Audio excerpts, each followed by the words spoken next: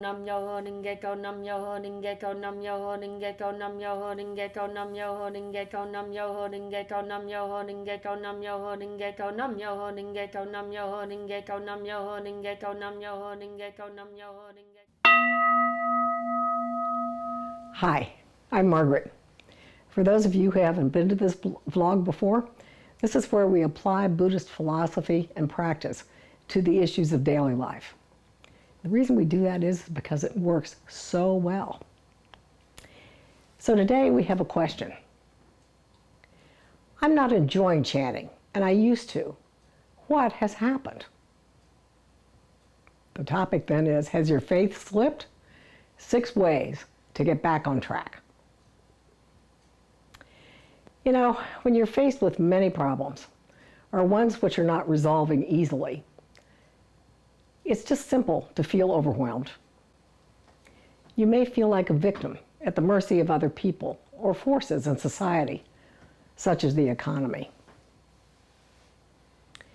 When we feel overwhelmed like this and distracted by so many problems, we can just forget about the limitless power of the Gohonzon at a critical moment. And our faith in the Gohonzon dwindles. It can happen to anybody. So, how do we recognize? How do we know our faith has slipped? You can know this is happening when you're putting outside things in the center of your life rather than the Gohonzon. You're so busy. You chant less and less, perhaps becoming perfunctory, trying to deal with the problem on the level of the problem, using those strategies, but not going to the fundamental cause. You've gotten in your own way. You're blaming outside forces as the cause of the problem and have forgotten that problems arise as the result of your internal causes. Outside forces may appear to be the cause of the problem, but they always arise as a result of the inner causes we have made. It's really easy to forget this. The problem is that there's no voice that warns you, watch out, you're looking outside of yourself. But if your Daimoku is losing its power and the joy is not there anymore, and chanting seems like an endless austerity, you've lost the correct spirit and become non-Buddhist in that area of your life. You'll know your faith has slipped if you find you're doubting the power of the Gohonzon to deal with the situation. You wonder if you really ever did get benefit, whether this practice really ever did work for you, and you have fears that the problems are never going to be resolved.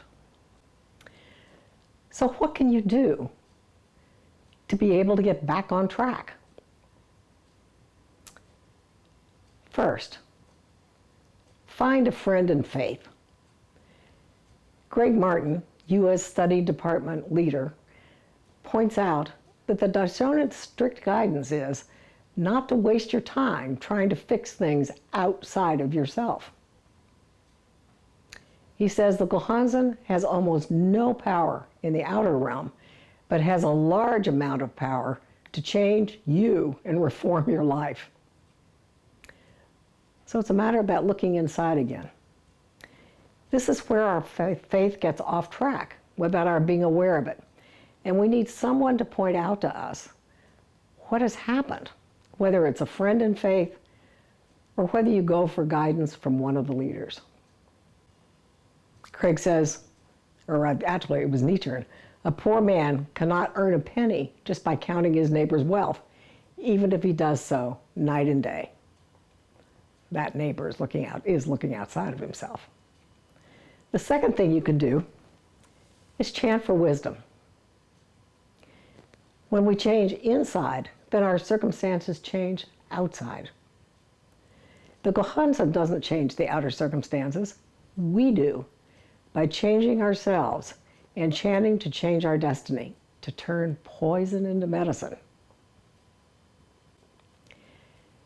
Chant in front of the Gohonzon with this prayer. Give me the wisdom to know what I need to do.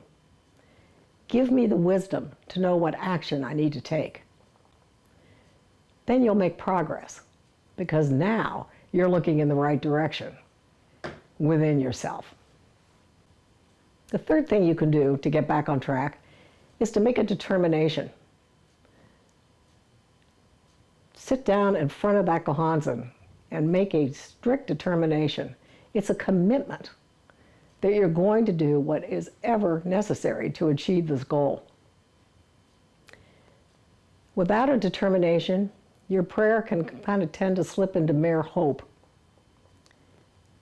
And as a result, when chanting, your life may fail to completely fuse with the Gohonzon, relying instead on the intellectual strategies of your mind and your lower self instead. But when you make a profound determination and pray with trust, you can truly tap into the limitless power of your life and enjoy all those magical synchronicities which bring your goal to fruition.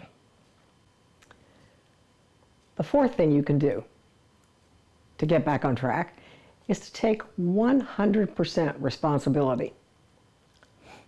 Linda Johnson, former SGI USA women's leader, says, quote, "My experience again is that when I avoid difficulties, no matter how many activities I may do, no matter how much I chant, I can't break through until I resolve to face it with 100% responsibility, no matter what the problem is. I have to be willing to face the reality in my life."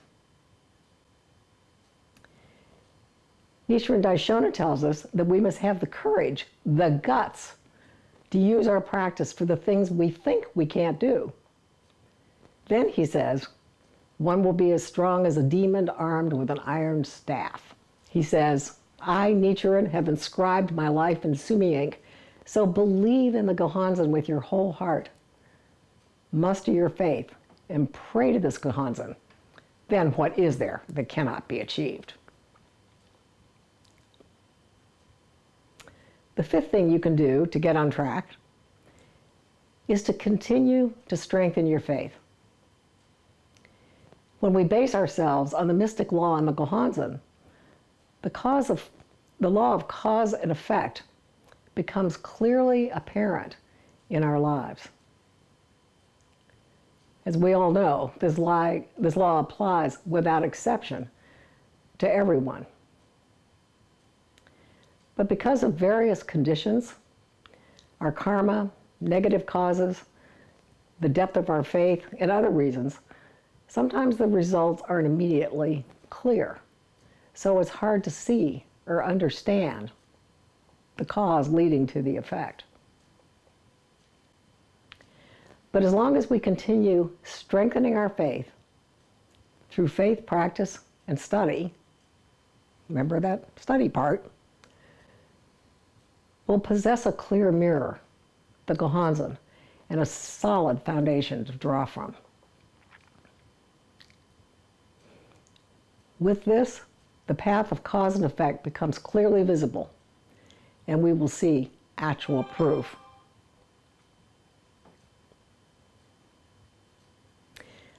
The sixth thing you can do to get back on track is to get up out of your chair and take action.